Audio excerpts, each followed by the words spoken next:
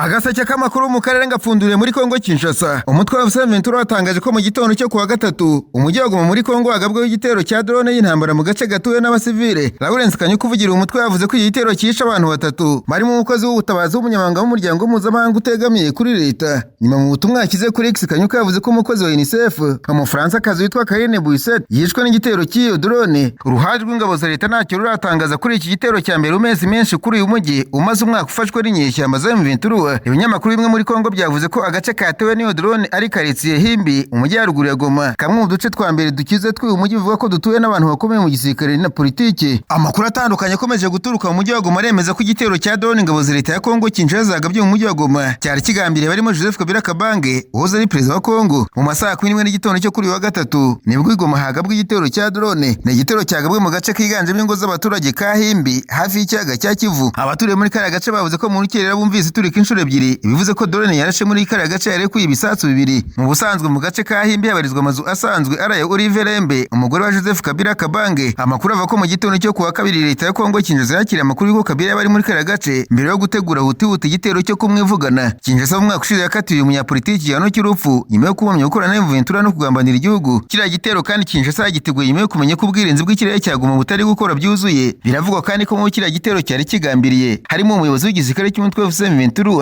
General Sultani Makenga n'umuhuzabikorwa wa ririya huriro Corneille Nangaa. Perezida wa M23 akaba n'umuhuzabikorwa wungirije wa FC Biritarabisimbwa navuga ko yaragambiriwe. Yatangaje ko ibyabaye bitari igitero cyo gufata Goma ahubwo ari igitero kigambiriye kwica abantu runaka. Leta ya Kongo nta kiravuga kuri kiriya gitero, ariko abanyapolitiki batavuga n'ubutegetsi nka Seth Kikuni na Frank Diongo bagaragaje ko kiriya gitero cyerekana umurongo w'intambara w'ubutegetsi bwa Perezida Felix Antoine Tshisekedi. Kikuni yunzemo ati ubutegetsi bwa Kinshasa bwerekanye ko bukiri imbere amahitamo y'intambara aho gukira imbere amahoro. Ashimangira ko Tshisekedi arimo kwishyira mu mwanya w'inzitizi ikomeye ishobora kubangamira igisubizo cya nyacyo kandi kirambye cy'iki kibazo kimaze igihe kirekire giteza akababaro abaturage mu burasirazuba bwa Kongo. Diongo yavuze ko ibyakozwe n'ubutegetsi bwa Tshisekedi ari ubugambanyi ku gihugu, agaragaza ko amahanga adakwiye kuburenza ingohe. Kugeza ubu abantu batatu bari mu Bufaransa-kazi Karine Bouisset wakoraga muri UNICEF nibo byamenyekanye ko biciwe muri kiriya gitero. Kuwa kabiri igisirikare cya leta ya Kongo FARDC cyatangaje ko cyanuye drone ebyiri z'ingabo z'u Rwanda ivuga ko zifasha M23 imikenge, kivuga ko zavogera ikirere cya Kongo mu karere ka Minembwe. Igisirikare cy'u Rwanda ntacyo cyavuze kuri ibyo birego bya FARDC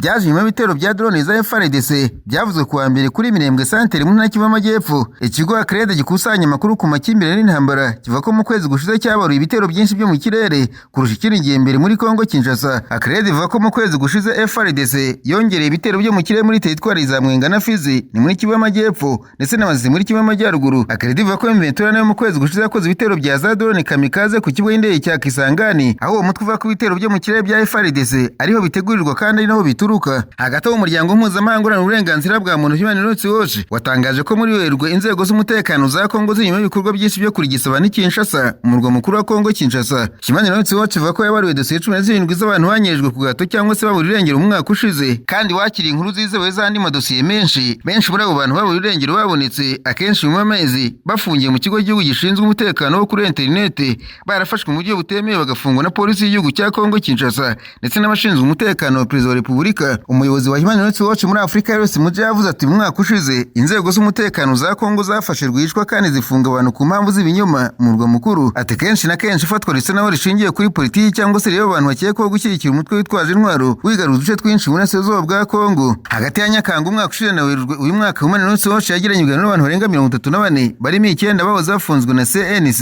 na 11 bafite bene abo bafunzwe. Uyu muryango uharanira uburenganzira bwa muntu ntabwo washyize ahagaragara amazina y'abajijwe kubera umutekano wabo. CNC Conseil National de Superdéfense yashinzwe 2023 n'iteka rya perezida kugira ngo izajye ikora iperereza ku byaha bikorerwa kuri internet nk'uko amakuru yatangajwe mu bitangazamakuru mpuzamahanga bitangaza. CNC yabonye ikoranabuhanga rigezweho rituma yumviriza abantu ishaka cyane cyane kuri porogaramu zo koherezanya ubutumwa. Yaguye ububasha bwayitangira gufata, guhata ibibazo no gufunga rwishwa nta burenganzira bw'ubucamanza. Abahoze bafunzwe basobanuye ko abantu bambaye imyenda y'abasirikare barinda perezida na polisi y'igihugu naho polisi bambaye imyenda ya gisivile aribo bagiye bafata abantu, bamwe bagafatwa mu gicuku. Benshi bavuga ko bafunzwe amaso mu gihe cyo kubajyana cyangwa se bavanwa muri zimwe muri kasho za CNC. Bavuze ko bateretswe impapuro zo kuta muri yombi kandi bangiye kubona n'abanyamategeko. CNC yabanje kubafunga no kubariza mu nyubako za stade y'igihugu Stade des Martyrs cyangwa se ku biro byayo ku kigo cy'igihugu gishinzwe gutwara abantu n'ibintu unatari Kinshasa. Nyuma nibwo wimuwe handi muri Kinshasa harimo ibyumba byihariye ndetse rimwe mu byumba bya hoteli. Abahoze bafunzwe bavuze ko ibibazo byabo ntaho bihuriye n'iperereza ku byaha byo kuri internet kandi ko bishingiye ku birego byo gufatanya n'umutwe witwaje intwaro M23 ugenzura igice kinini cy'Uburasirazuba bwa Kongo. Isano bafitanye n'uwahoze ari Perezida Joseph Kabila ushinzwe gushyigikira M23 cyangwa se ibijyanye n'umugambi wo guhirika ubutegetsi. Abandi bafunzwe bemeza ko bashingiye ku bibazo byabajwe mu gihe cy'ibazwa bafashwe bazira ibitekerezo bya politike nk'abatavuga n'ubutegetsi buriho. Umwe mu bafunzwe yerekanye ko igihe yasabaga umwunganizi abapolisi bamubwiye bati amategeko ntakurikizwa muri ibi byumba. Abahoze bafunzwe bavuze abandi bashobora kuba bari bagifunzwe muri kasho zibanga batabona n'imiryango yabo cyangwa se abunganizi. Naranganije amaso y'amakuru byandikirwa muri Uganda, abanyamakuru bakize amakaramu ku mpapuro barandika baranditswe igisirikare cya Uganda cyatewe twatsi raporo ya komisiyo y'umuryango w'abibumbye ishinzwe uburenganzira bw'ikiremwamuntu igishinzwe ibitero bikomeye muri Sudani y'Epfo byatwaye ubuzima bw'abasivile benshi. Iyi raporo yasohotse tariki ya 27 z'ukwezi kwa kabiri ivuga ko ingabo za Uganda n'iza Sudani y'Epfo zagabye ibitero by'indege mu bice bituwe n'abatavuga n'ubutegetsi bwa Perezida Salva Kiir cyane cyane mu bwoko bwa Nuer. Loni yatanze urugero rw'igitero ingabo za Uganda n'iza Sudani y'Epfo zagabye mu gace kari mu metero hafi 15 uvuye mu murwa mukuru Juba tariki ya 24 Werurwe umwaka ushize. Cyari kigambiriwe urwanya umutwe SPLM-IO washinzwe na Riek Machar.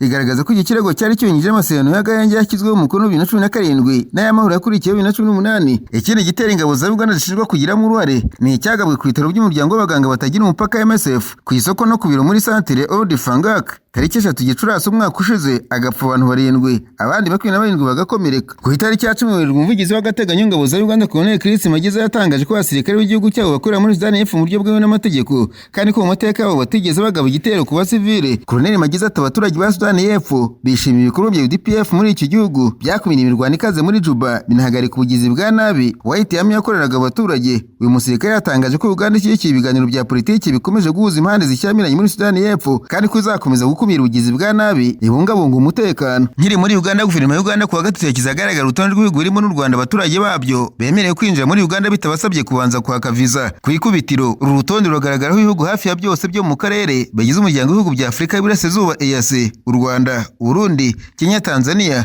Kongo Kinshasa, Sudani y'Epfo usibye Somalia. Urutonde kandi ruriho ibihugu byo mu Burayi nka Ireland, Cyprus na Malta, ibyo muri Caribe nka Jamaica, Barbados, Bahamas, Trinidad and Tobago ndetse n'ibyo muri Aziya nka UAE, Hong Kong no mu bindi bice bya Afurika. Leta ya Uganda yavuze ko abenegihugu baturutse mu bihugu byo mu turere twavuzwe badasabwa kubona visa mbere yo kujya muri Uganda hakurikijwe gahunda yo kubasonera visa ya Uganda. Leta yavuze ko icyemezo kizoroshya ingendo kandi kigaragaza ubushake bwa Uganda bwo guteza imbere kwikiramwe kw'akarere, ubukerarugendo, ubucuruzi no guhuza abantu. Agaseke k'amakuru mu karere ngapfundikiriye muri Kenya, abanyamakuru bakoze bamwe no barandika maziko Minisitiri w'ingufu muri Kenya Opiyo Wandayi yamagaje inama yihutirwa n'abacuruzi bikomoka kuri peteroli nyuma y'amasaha make agiranye ibiganiro n'amasosiyete atanga peteroli muri icyo gihugu. Wandayi yavuze ko akoresha inama uyu munsi kugira ngo ugabanye impungenge abanyakenya bafite ku ibura ry'ibitoro. Minisitiri Wandayi yavuze ko guverinoma irimo kuganira na kompanyi zo mu bihugu bicuruza ibitoro Kenya yagiranye z'amasezerano ya G2G nka Aramco ya Arabia Saudite kugira ngo babe gutanga ibitoro bihagije igihe kirekire gishoboka hashingiwe ku migambi y'ubutabazi bw'ibanze. Wandayi ati dukomeje gukorana bya hafi n'abacuruza peteroli nka Saudi Aramco, Adinok ndetse na Enoch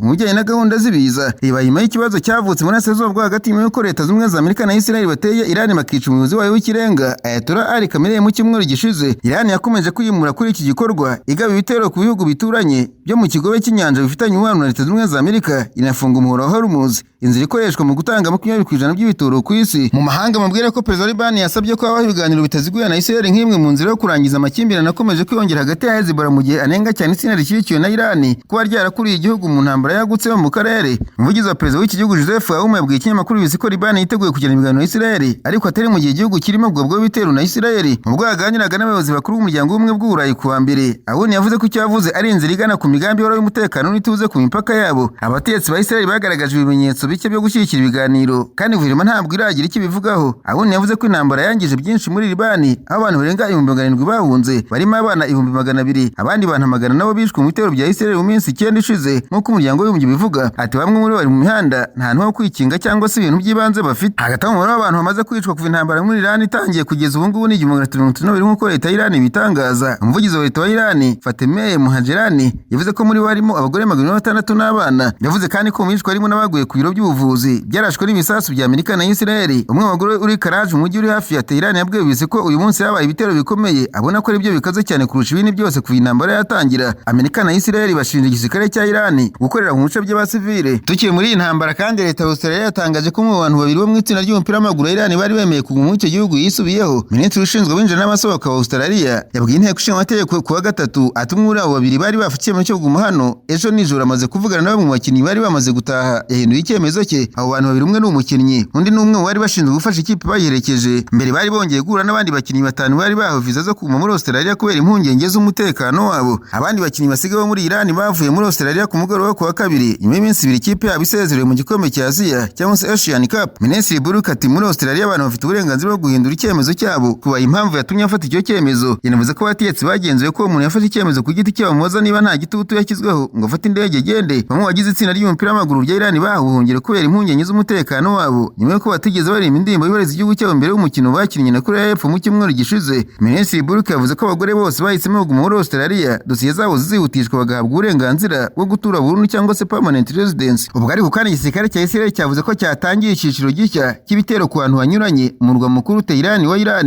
ndetse no muri Libani. Igisirikare cyavuze ko cyanagabye ibitero i Beirut mu murwa mukuru wa Libani kivuga ko bigambiriye ibikorwa remezo by'umutwe wa Hezbollah ukikiwe na Iran biri mu majyepfo y'uwo mujyi. Bibaye nyuma y'uko mbere yaho kuwa gatatu ingabo za Israel zavuze ko zarashe ku bigo biyoborerwamo ibitero by'ingabo za Iran ni mu gihe Emirates Zunze Ubumwe z'Abarabu ziri kuvuga ko ubwirinzi bw'ikirere bwazo burimo gusubiza ku nkeke itewe na misile. Ubuyobozi bukuru bw'ingabo za Amerika bwavuze ko ingabo za Amerika zakuyeho amato 16 ya Iran atega ibisasu bya mine nyuma y'uko President Trump buriya Iran kudashyira mine n'imwe ku muhora wa Hormuz unyuramo ibikomoka kuri peteroli byinshi byerekeza ahantu hanyuranye ku isi. Ubuyobozi bukuru bw'ingabo za Amerika bwatangaje video uko bigaragara yerekana mu mato arimo kuraswa. Ibyo byakurikiye amagambo yari yatangajwe imbere na President Trump avuga ko ingabo za Amerika zarashe amato 10 adakora ya Iran mu muhora wa Hormuz nyuma y'uko yasezerejwe guhangana n'ayo mato byihuse kandi mu rugomo. Mbere umukuru wa polisi ya Iran yaravuze ko umuntu wese watekereza ko kwigaragambya byamagana leta yahagurukirwa mu buryo bw'uko bahangana n'umwanzi. Hagati mu gihe intambara ya Amerika na Israel kuri Iran imaze iminsi 11, Minisitiri w'Intebe wa Israel Benjamin Netanyahu yakize itangazo kuri urubuga rwa X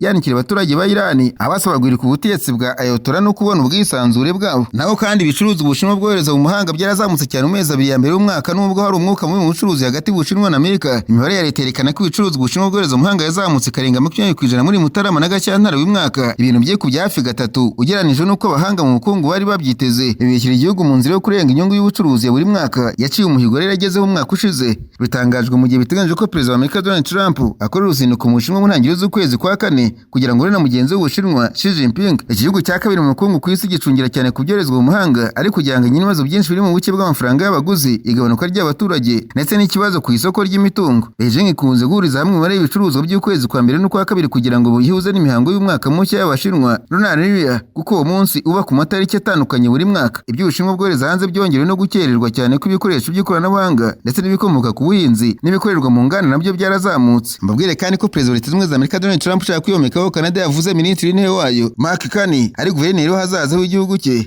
Ibyo bigarutseho kuwa kabiri binyujije mu butumwa yashyize kuri urubuga rwa Truth Social. Yavuze ko muri iyi manda ya kabiri ku butegetsi bwa Amerika yifuza komeka Canada kuri Amerika ikaba leta ya 51 y'iki gihugu. Trump yagaragaje ko ari gukorana bya hafi na guverineri wa leta ya Michigan Gretchen Whitmer mu kurinda ibiyaga byo muri iyi leta kwibasirwa n'amafi y'inkazi yitwa Asian Cup. Yakomeje avuga ko yiteguye gusaba abaguverineri bo muri leta zitandukanye zirimo Illinois, Wisconsin, Minnesota, Pennsylvania, Ohio, Indiana, New York na Mike niyobora Canada mu guhangana n'ikibazo cy'amafi. Kuva Trump yasubira ku butegetsi muri manda ya kabiri yagiye yumvikana kenshi avuga ko ashaka komeka Canada kuri Amerika ikaba leta ya 51 y'iki gihugu. Ati Canada ikwiye kuba leta ya 51 kubera ko igihugu gikesha Amerika byinshi kandi twebwe ntacyo tubikesha.